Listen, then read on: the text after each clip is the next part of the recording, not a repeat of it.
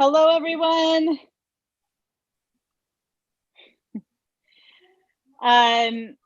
Sorry for the delay. We had a few technical difficulties, which seems to happen a lot in this online world, but we are making it work. So thank you for joining us.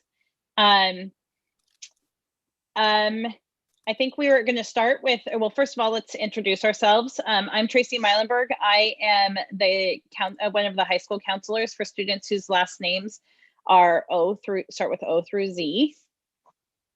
Amy, Catherine.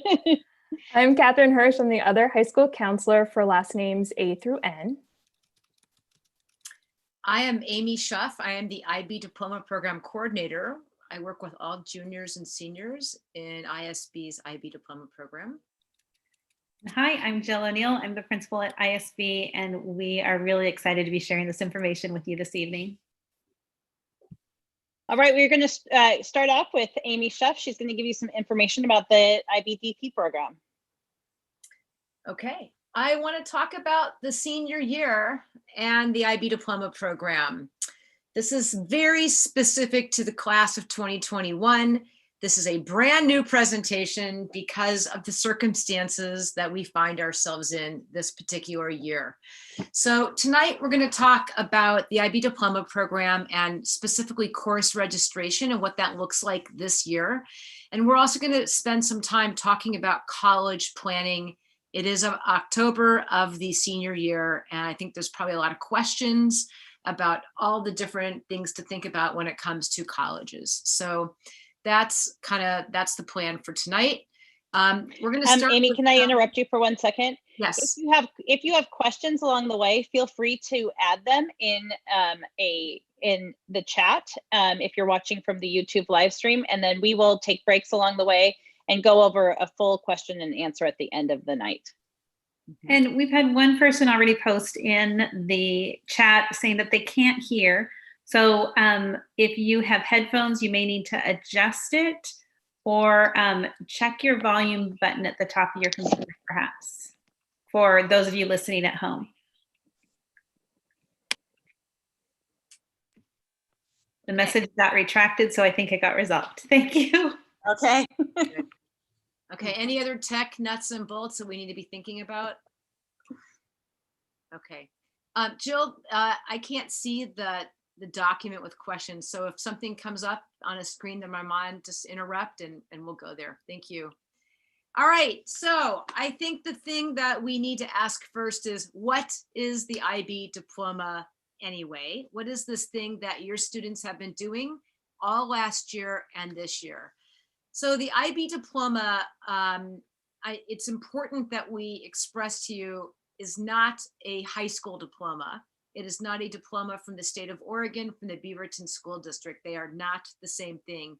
Your student will graduate from high school in June, and they won't even find out whether or not they receive an IB diploma until July after high school graduation.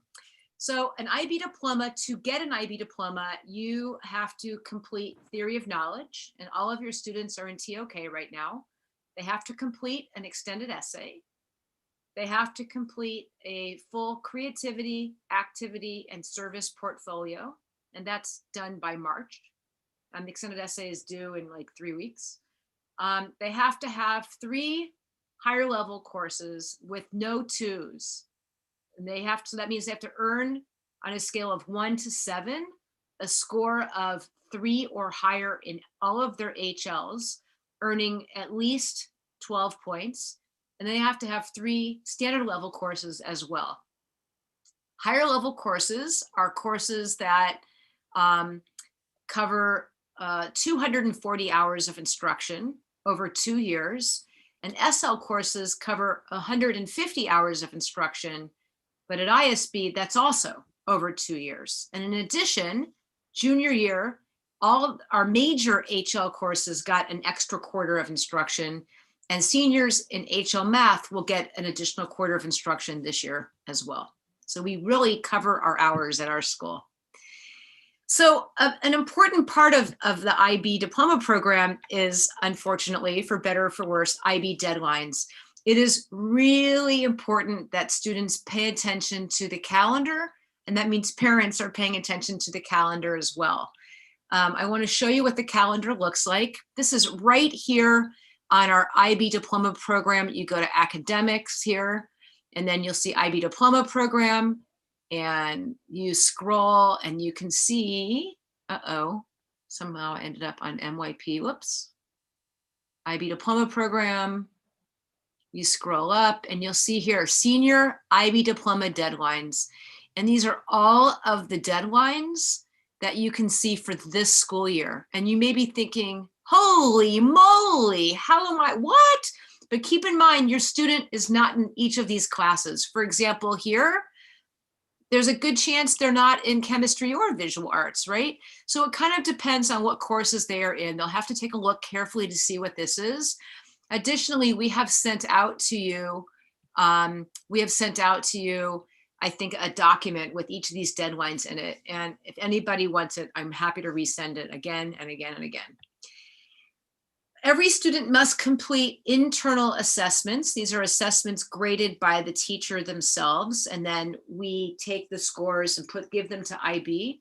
You have to complete the IAs as well as external assessments in order to test. External assessments, there's one in English, there's one in music, there's one in visual arts, and then TOK has an external assessment. Those are assessments that we upload to the IB, the information system, it's called IBIS, and they then send it out somewhere into the world electronically, and an examiner out there assesses that and provides a score. An example of this would be, these are the different kinds of assessments you would find in a class. So this is a great example of a comparison between AP and IP. AP courses, there is one test, end of the story, that's it. With IB, there is an essay which must be uploaded, and that was due a couple weeks ago. There is the IA, which is an oral exam with the teacher where they talk about work that they've been doing in class. There is and then there's 2 exams in the month of May of senior year. So all 4 of those together go to make that course grade of a 1 to a 7. Deadlines are deadlines, and there are quite a few of them, and it's really important that students track those deadlines. IAs this year in particular are critical. More than any other year other than this past year, they become a large percentage of the course grade. So not only is it important that students complete the deadlines, it's really important that IAs are completed well, because they do make up a large part of the course grade. This past year, class of 2020, there were no IB exams because of the pandemic globally. IB really had to figure out a different way to release course grades.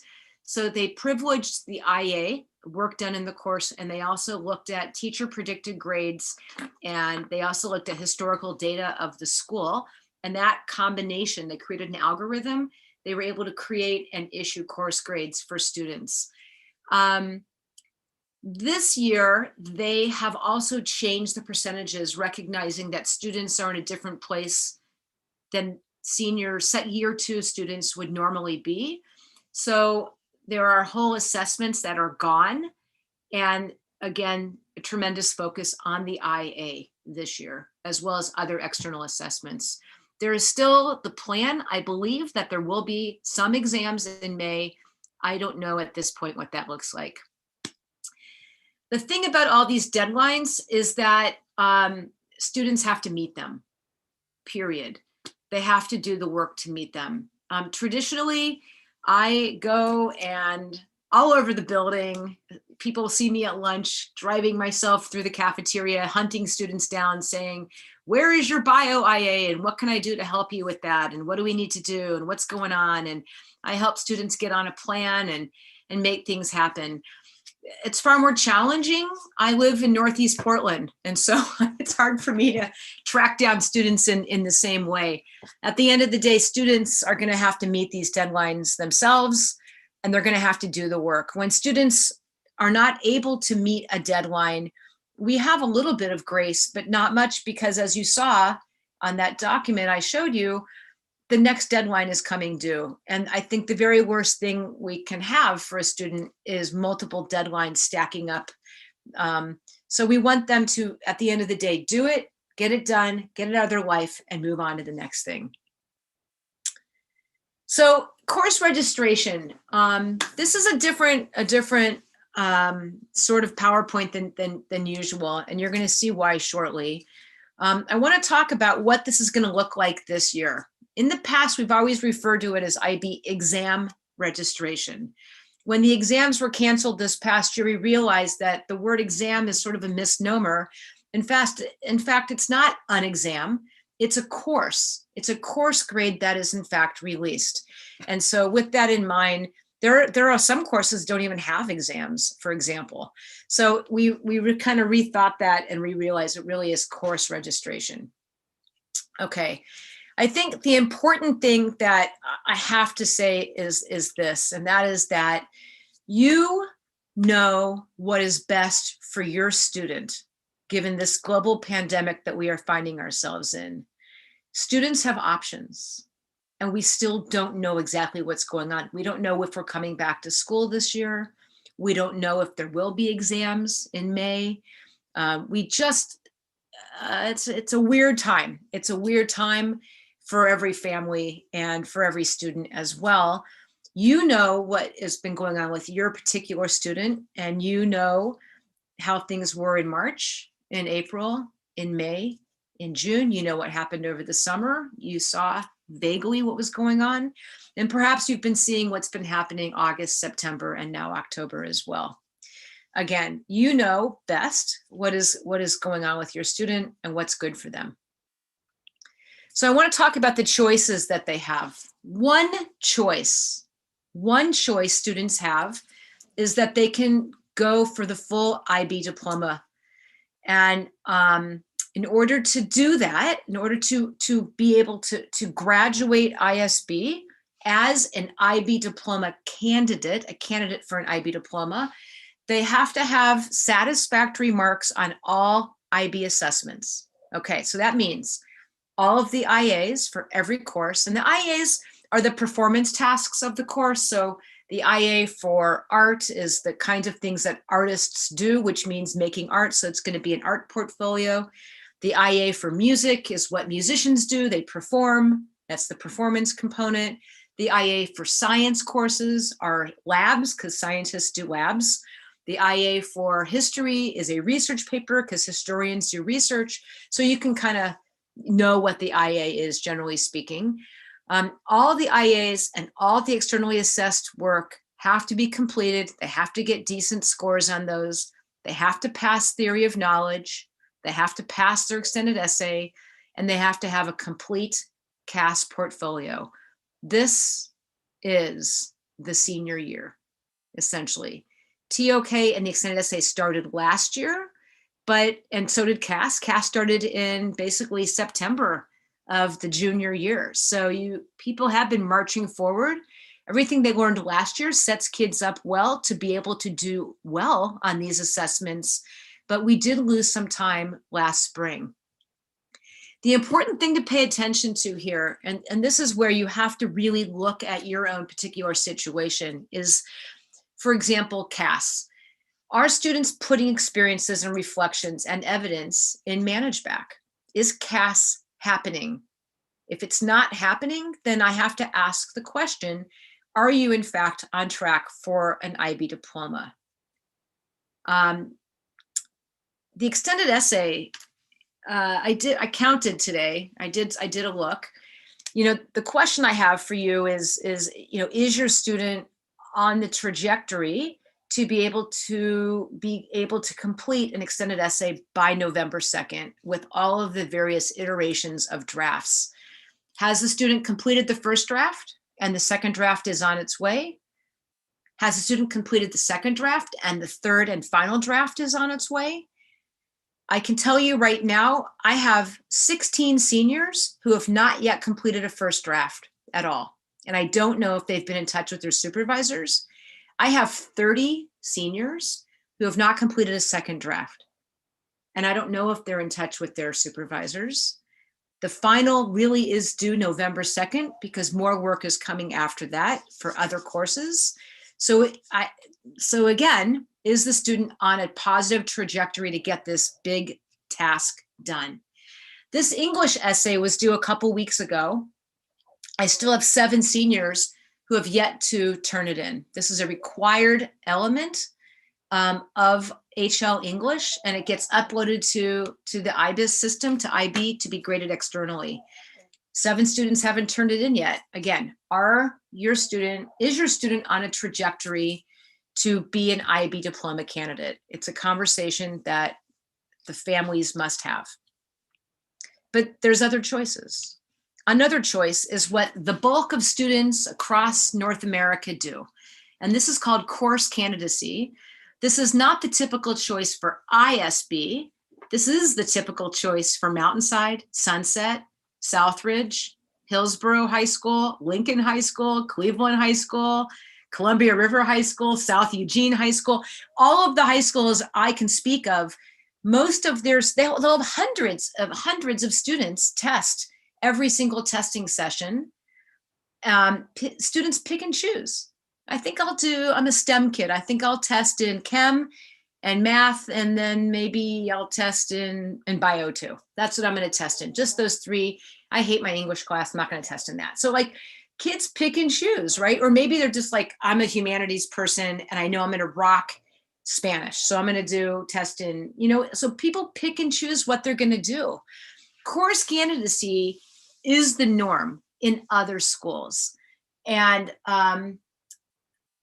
like you'll have a school like, say, Southridge High School. They will have 35 diploma candidates. Jill, can you share, didn't you go to your niece's graduation at Rex Putnam maybe? How many graduates? I did. A couple of years ago, I think there were, hundreds of graduates and 6 IB diploma candidates. There were so few of them that they read their extended essay question on the stage during graduation, like the superintendent or principal. And it stunned me when I was in attendance, thinking of the work that our kids put in and our families put in, and just the support our teachers give to give every student the support that they need to be a full IB diploma candidate. And we're really proud of that, but we recognize that we're in different times and families might need to make different choices this year. But if you're game and you're in for the full IB diploma, we're 100% behind you, and we're going to continue to provide supports so that you can get across that finish line. Thank you. So an important fact about course candidacy is this year, if a student chooses to be a course candidate, then CAS, that obligation goes away, and that extended essay obligation goes away as well. So that means a student wouldn't have to do that. And this is only specific to the class of 2021. This is not true for any other class. This is a unique set of circumstances for this graduating class. There is a third choice as well. And the third choice is that students don't register for anything at all. And they focus on high school graduation. Again, no extended essay, no CAS portfolio, and they just do high school at ISB. I think the important thing this year that students need to pay attention to is that they have to choose their own adventure. They have to think about what is best for themselves. And you need to help think with them about what is best for them this year, given a variety of circumstances that we all find ourselves in. I think the important thing to remember here is that regardless of the choice that any student makes, your students are getting a phenomenal high school education. We have extraordinary teachers. They are learning like crazy. They are being exposed to rigorous curriculum and content and skill development. And all of that is true whether or not they register for IB courses. It's important to think about that. Okay, do we have any questions at this point before I move into money? We do. We have one question, and it was a parent who just wants a refresher. Is there a minimum number of activities a student has to have for each of the elements in CAS? So for creativity, action, and service? Mhm. There is not a minimum number. The idea of the CAS portfolio is it's not about numbers of experiences. It's not about numbers of reflections. It's about a well-rounded portfolio where you have some creativity, some activity, and some service experiences. And then you also have a project that incorporates two of the three or all three of those three strands together into a project of significant duration. Significant duration is defined by the student. It could have been a 1 week experience that was intense, and it could be like a 4-month experience. So it really depends on what significant duration means. The CAS project also must be collaborative, but the student doesn't have to collaborate with anybody from ISB. So if somebody is, for example, a scout, perhaps, they could work with somebody in their scout organization that goes to it, is homeschool. I don't know, it doesn't matter. So there's a lot of options there. CAS is tricky this year because it's tough leaving the house right now. So I think if your student is like, I don't know what to do for CAS, Mrs. Dickerson, Cindy Dickerson is our CAS coordinator, and she loves brainstorming ideas, and she's been sending out ideas to students as well. And I'm happy to brainstorm as well with anyone about CAS. Okay, the money of IB, here we go. Each course students register for costs $119. Okay, if a student registers for one course as a course candidate, it costs $119 plus $5 for postage, assuming that there's going to be an exam in May that we will have to mail in. If a student registers for the entire IB diploma program, it's still that one-time fee of $5. So everyone's going to have to pay that if you register for anything. And if you register for nothing, it's nothing. But so it's $119 a course. And this is what this looks like. It looks like this. This is what IB costs. Again, one course, $119 plus that $5 of postage for a grand total of $124. If you do a full diploma program, it's 6 courses times $119 plus 5, it's $719, which is a terrific sum of money. There's no question about that. Few people can easily put their hands on $719. So let's talk about what that money represents. Okay, before you decide what you're doing financially, it's important to consider, number one, is your student planning on going to college? Number two, where do you think they're likely to go? And number three, what is that school's IB policy? And the way you do that is you go to your favorite search engine, you type in University of Topeka IB policy, and boom, you will find out right there and then that if a student has a 30-point IB policy, they get scholarships and they will also get sophomore standing at that university. And it's like, oh, Topeka, who knew, right?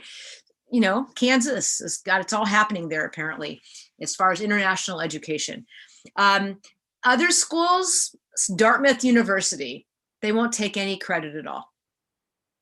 They just won't. Harvard will not take your IB credit, okay? So it really depends on what the school's policy is. We at our school find over and over and over again, I've been doing this for 10 years, but generally 65% of our students stay in state and attend a public university in Oregon. So Oregon state law says if a student can earn a 4 on a scale of 1 to 7, then they can get credit at universities. Generally speaking, for a standard level course, they can get 4 to 6 credits. For a higher level course, they can get 9 to 12 credits. So what does this look like? Well, at University of Oregon, a typical history class is 4 credits. Well, 4 times 255 is a lot more than $719. So you are in a position to potentially get far more for that $719 if your student can earn 4s. Generally speaking, a 4 at ISB, if students are in the market in the ballpark for 4s, it means they're getting Cs. C pluses, B minuses, right in there.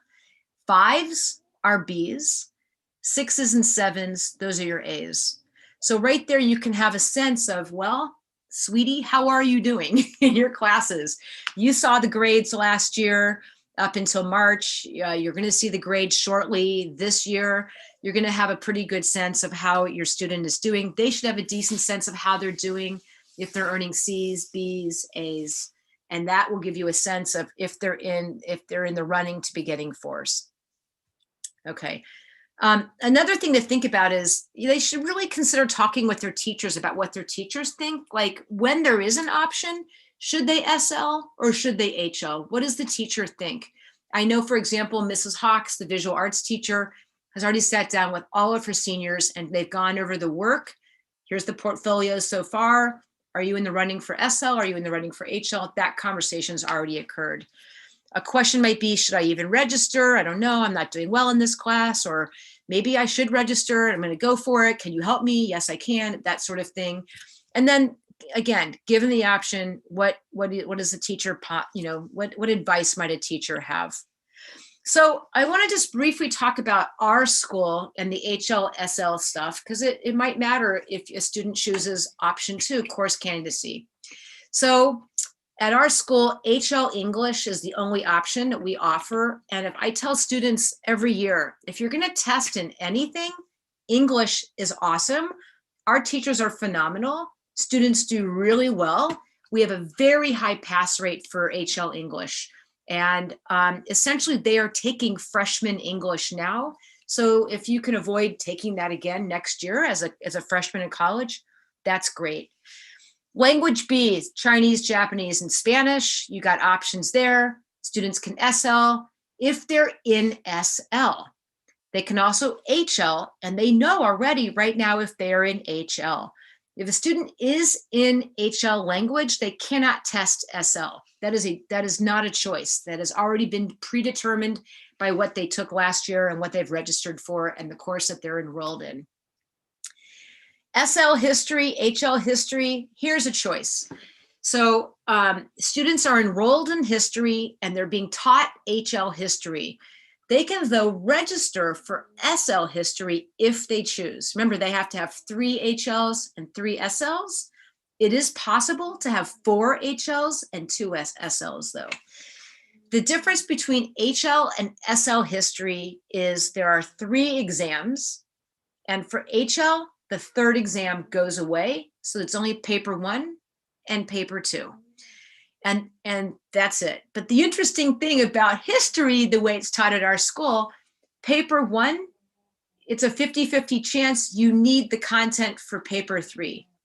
And paper 2, in order to answer the questions, you have to have the content for paper 3. So you might as well study, because you have to study it for paper 1 and paper 2 anyways, you might as well do paper 3. So to me, unless you really hate history, HL is the way to go there too. Okay, biology, that's another choice.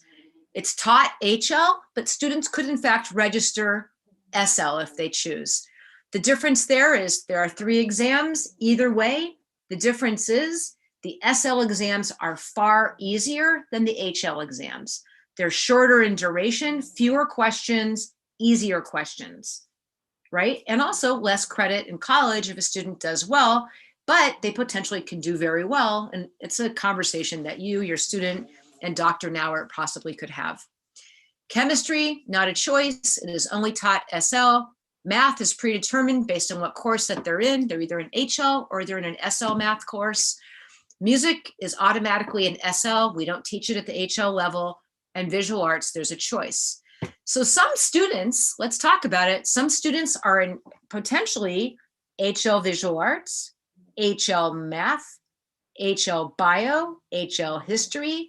They might be in HL language B, and they're definitely in HL English. So they really have choices. They can pick and choose, and they can only do at the most 4 HLs. So 2 of them, they have to go SL. So again, you want to score at least a 3 in your HLs. So you really kind of have options. The typical student at ISB, generally speaking, HLs history, English, and bio. That's the standard registration at our school. Okay, so let's look at Oregon State University. You can kind of get a sense of what it looks like. Oregon State University loves IB. I was just at a meeting on Monday afternoon, and I heard the director of admissions talk about the fact that the program itself is of value to them.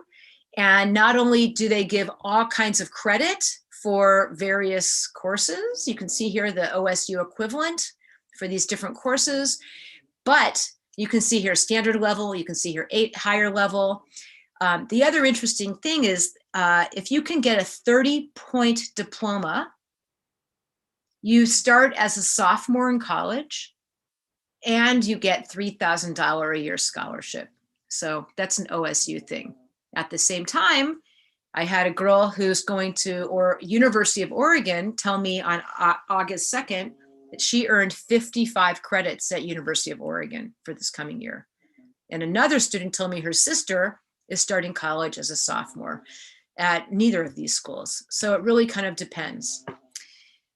So to pay money, this is the way it works. You go to the Beaverton School District website. You'll see here the link for families. You scroll down, you'll see parent apps and resources.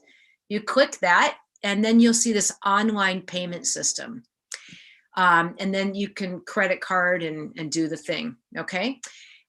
If you also, your other option is you can pay with a check made out to ISB in your line. And that will be sent to Ms. Meyer at ISB's school address. You can put a stamp on it, show your child how to actually write the envelope and do a stamp. It turns out a lot of students have no idea how to do that. This was a good learning opportunity. On the memo line, you just write IB registration and Mrs. Meyer will know what to do with it. Now, finances being what they are, these are wacky times. That $119 for that one course might be a lot to swallow in one check, in one payment. And that 700 and whatever amount of money could also be a challenge as well. If you would like to pay in installments, you are welcome to do that. You just have to contact me so we know what to expect, and so I don't nag your students unnecessarily. All fees must be paid to graduate.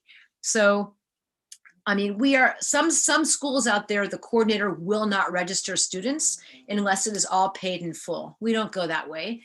We think that we know where to find you. It's a small school. So you can pay in installments, you can pay all at once. It's up to you. Just communicate with me, okay? An option in the online system is to donate money towards IB course registration. Some families do not qualify for the federal free and reduced meal program, and money is tight this year in particular. If you might consider it, it would be wonderful if you could help those students who are working so hard at ISB, but who cannot afford the IB diploma program.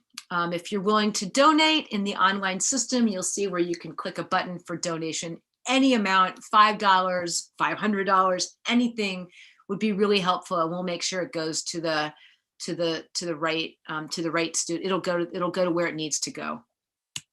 Now, some people do qualify for the federal free and reduced meal program. This is interesting. I, by law, cannot ask any student what their status is, but they are welcome to share with me. So I am asking that you share with me your status if you do qualify for this, or that the student contacts me and shares. You just say it, that's good. It will be kept confidential. Money has been found, yes, for registration if you qualify for this program. And you can still apply for this program here. I just want to show you the link. This is on the Beaverton website. It is still, you'll see here under departments, and you'll see nutrition services here. And right here, you'll see free and reduced price and apply today. Here's how you do it. And why not? So that's what that is. There is no deadline as far as I know for that. So please do apply. And if you apply, let me know when you have success, when your application has been received and it's been approved, because then I'm in a position to do that. So again, what do I do? Should I do choice 1, choice 2, choice 3? Students should really talk with their teachers, talk with their counselor if they have a question about colleges and what looks better, what looks good, or however they want to think about it. They are welcome to talk with me. I will be straight talk all the way. Ideally, you are talking together as a family about what makes sense for your situation and for their situation, given where they are. They do not have to decide today. I'm going to look at my calendar. I think they have a little bit of time here. Looks like they have about 11 days to decide. The registration is due October 26th. On that day, I am pushing it through. It all happens in ManageBack. They have to do it very, very carefully to get it exactly right. Let me just kind of talk you through this. Students have all been to this PowerPoint. They've all seen this. This is the ManageBack system. They know where to go, blah, blah, blah. They have to get all the information correct in here. You hit the edit button and get it correct. You can see this is where they actually put in what they're registering for here. Here's the extended essay. All that happens there. And if they're registering for one course, all the courses, this is what happens. It's not what courses they're taking in school. It's what are they registering for. If I go back, you can see here, this button here that says export. This is where I will actually literally export this to IB. And then let me show you what happens. This is all very exciting. I will submit all this information that is in ManageBack on October 26th. Once it's in IBIS, I will screenshot each student's information and I will email it to students and parent guardians. Parents, guardians, you must email me back by November 2nd saying, yes, this information is correct. Yep, we're going to pay the money. Or you can go ahead and pay the money if you can. Okay. If there's any mistakes on there, like you spelled Jill's name wrong, it's only 1 L, 2 L's, whatever. If that's the case, tell me, I'll fix it in the system. The timing is everything because I need to have everything dialed by November 9th. I want everything in by November 9th, 10th, right around there. Okay. So week 1, registration's in. I send you screenshots. Week 2, you email me back as soon as you get this information. Timing will be everything. Things to pay attention to that are really important. If a student registers for a course and they decide, I don't know what I was thinking, never mind, I don't want to test in this, that's fine.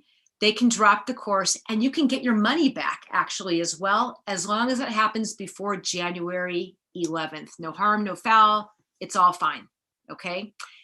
After January 15th, you can't get money back. It's just, you can't. The money is spent, it's done. So if you register for a course and you don't drop it and you don't complete one of the formal IB assessments, there's no exam for that student and they can't get the money back. So that's just an important, like, be aware information thing. Another thing to think about is it's really important that students do this very, very carefully. And this is why. And this happened. Everything I've said to you, by the way, has happened somewhere in the last 10 years. I've made every one of these mistakes. If a student makes a mistake with the registration, if I make a photo, if I do the screenshot, mail it to you, you don't catch the mistake and it turns out, oh no, my kid is registered for the wrong math course. To drop it, you can see dropping is free. The problem is adding after November 15th is far more money than $119. So it becomes really important students pay special attention to their math levels. There's 2 different math classes. One of the classes is 2 different levels. Language B, that's going to be about, am I HL Spanish, SL, am I ab initio Chinese, like whatever. They need to know what they're registering for. It's really important. I'll double check all this with their teachers as well. And then in general, am I SLing or HLing in history? Am I SLing or HLing in bio? Am I HLing or SLing in visual arts? You want to get that right. So again, it is important that students complete the assessments in a timely fashion. We don't have any choice. The deadlines are set by IB. We have to meet the deadlines at the end of the day. So it's important students meet the deadlines, and that's kind of important to pay attention to.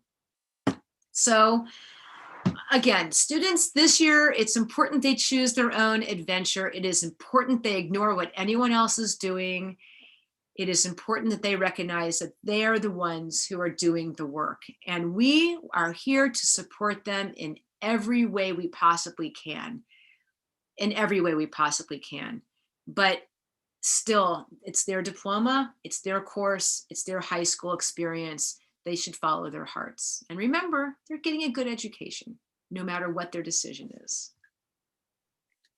Thank you, Michelle, for that. That was a lot. It was a lot. And I invite people to enter their questions into the live chat. We have one more question about CAS, so it's going back quite a bit. But it's a question wondering if the CAS requirements are different because of the pandemic. The CAS requirements are not different. However, what we accept for CAS is different. The kinds of things that we say, yes, that counts, are very different. Helping your family, tutoring your sibling, walking the dog, those kinds of things there's a lot of leeway now in a way that there didn't used to be. There's no way tutoring your sister could ever count for CAS in the past. That's just being a member of a family. This year, I think it counts. I think it totally counts. So there's a lot more leeway, and students have been shared. I think Mrs. Dickerson has shared with the students the level of leeway. Another thing is that parents have not been allowed to supervise students in CAS activities. Now it's possible to do that. Student wants to work on cooking at home and learning, implementing a menu plan for the family. That's great. Sure, that's CAS. That's creativity. If it's sweaty, it's activity. And if they're doing it out of the love of their heart for the family, we might even be able to call that service. So there's a lot more freedom, I think, now than there used to be, because it's just hard to come up with stuff outside of the home. But Cindy Dickerson has a lot of wonderful ideas. Thank you. Okay. That's it for the questions so far. Okay. And maybe need to encourage everyone at home, if you're not standing up now, stand up, take a break, look away from the screen, maybe do a couple of neck rolls. We're about to move into college. We will try to cruise through this a little bit quicker because there are several opportunities coming up where you can learn about college information. But we want to give you some information as well. Oh, we have a question in here too. Yep, we have one more question coming in. Amy, could you review again where they can find the calendar with all of the due dates? Yes, I can.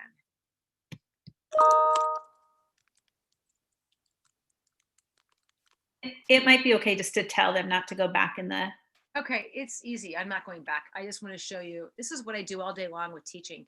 So you go to the ISB website and you will see under academics, the IB diploma program here. If you click there, you'll see a link that says senior IB deadlines right here. That's where you'll find it all. Amy, Yes. we have one more question from our end, and it is, if you receive the free lunch program, then how much can be received in IB course? How much do you have to pay for IB exams? $5 postage. All right. Okay, we will, any other questions? All right, well, I will get started with the college planning portion. I just want, like Ms. O'Neill said, take a deep breath. We've all been, I'm sure, on computers all day. And I just wanted to start the whole college planning portion, just reminding everyone, especially students, how far that you have come and kind of taking a moment to celebrate that.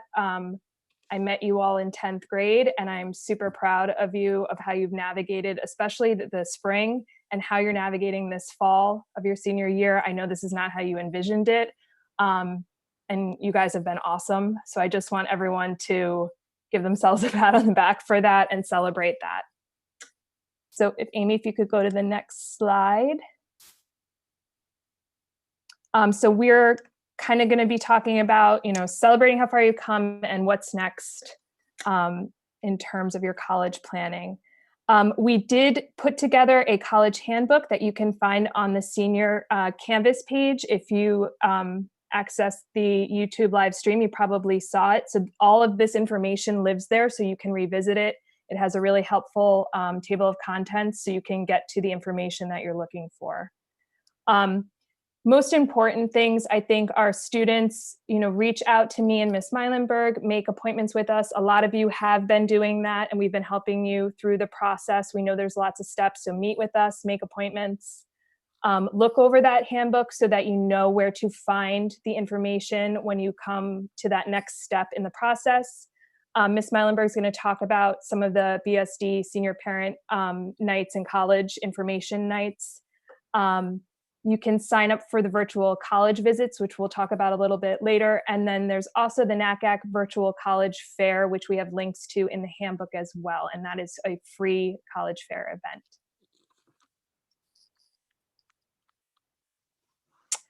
So just quickly, what are college admission counselors looking at?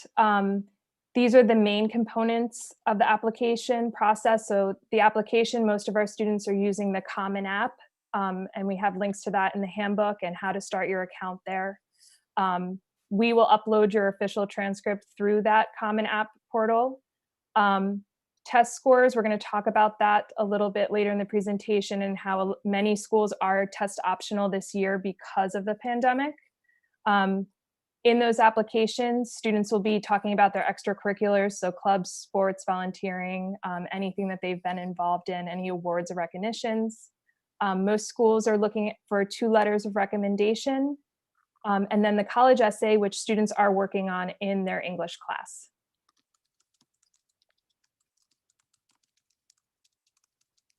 So these timelines are in the handbook as well, so I won't go in huge detail, but definitely the most important things right now are meeting with me and Ms. Meilenberg, narrowing down those choices of your schools so you know where you're applying to, verifying your graduation credits and college entrance requirements for each of those colleges, so being on that college website so you're clear what they're looking for. Finalizing your teacher and counselor recommendations. There's a link to that counselor rec form in the handbook, and you want to make sure that you're requesting letters at least 15 work days before the applications are due. So you can share that Google Doc with us and the teacher that you're asking to write your letter of recommendation. So you'll be able to find that link right in that handbook. Again, with testing, many schools are going to be test optional. So you'll be able to use the link we put in the handbook to see if the schools you are applying to are in fact test optional. And then attending those virtual college visits and talking to college admission counselors. Next slide, please. So you can begin your application, the FAFSA. So that's the free application for federal student aid that just opened October 1st. So that the student and the parent will have to make a login for that, and you can begin that process, and that basically opens the door for any need-based financial aid, so grants, scholarships, and loans, and we'll talk about that a little bit more. For students who do not have a social security number or a green card, they are going to complete the ORSA, and we'll talk about that. Completing your applications, you are going to have to choose your deadline. So we have a lot of students who are doing early action. Early action is just an earlier deadline. You usually hear back from that school sooner. Early decision, we want you to be mindful if you are choosing that, because that is binding. So I would say the majority of our students do early action, but you want to check those due dates. And if you can't find those deadlines, we can help you with that. If you're completing applications for University of California and California State, those are due in November, so make sure you're checking those deadlines. We will talk to you all and share more information through Canvas about scholarships. Ms. Meilenberg always updates a Canvas page with any of the local scholarships. But the big thing that you should be working on right now is your FAFSA. There will be a scholarship night, and we'll share that information once we have more info on that. And then completing the CSS profile. This is not required by all schools. It's mostly private, but we do have a link. It's an additional financial aid form. So you can check the link that we provided in the handbook to check if your school requires that.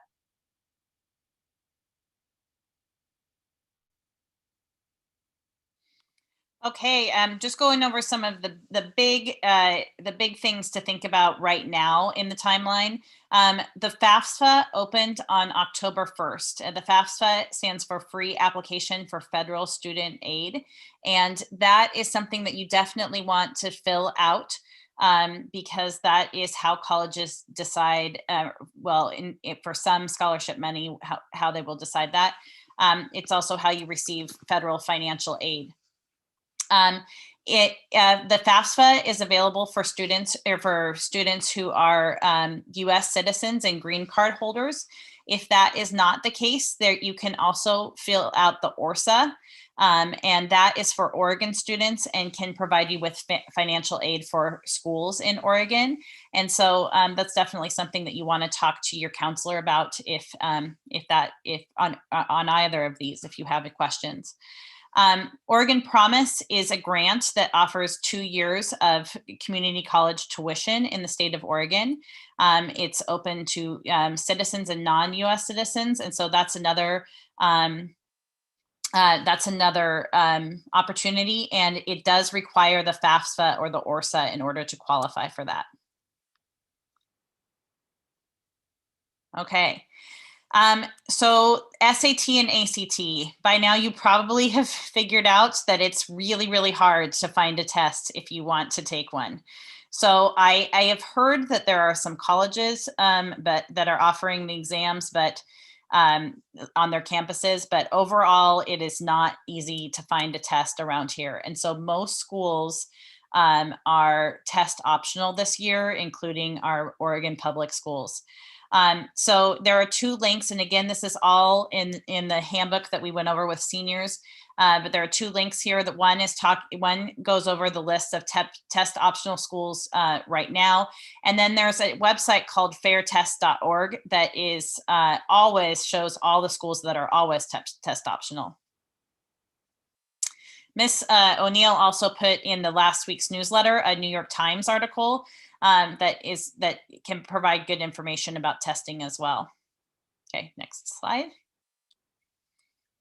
Okay, we already talked about this a little bit, but the big thing about rec letters is that you give your teachers, especially this year, and counselors plenty of notice before you need your letters of recommendation. And I already have had several students ask me for letters. And then I logged on to Common App the other day and realized that the deadlines are October 31st for some of them, which is the earliest they have ever been for school. Usually it's November 1st, November 15th. This year, there was a lot that had October 31st. So make sure that you are asking for those letters. And then there's a Google form that we ask students to fill out, or Google Doc that we ask students to fill out for both teachers and counselors. Please take that seriously and provide us a lot of information. It makes us help us to help you. It makes us, gives us the information we need to write you a really awesome letter of recommendation and get you to any college that you want to get into. Just kidding. But it gives us a really good, it gives us really good information to write you a good letter of recommendation. Okay, next slide. Like we said, the Common App is out there. Students are starting it. The Common App is one application used by about 900 colleges and universities, including Oregon and Oregon State. And so it will probably be one that your that your son or daughter uses to apply to college. Next slide. College visits, I was really worried that we weren't going to be able to offer them this year, but BSD came together and we created a plan. So hopefully your kids have been going out and going to those virtual college visits. They are for the entire district. And there is a page on the, there's a Canvas page that has the calendar with all the upcoming visits. You can scroll through. It's updated automatically as college reps sign up.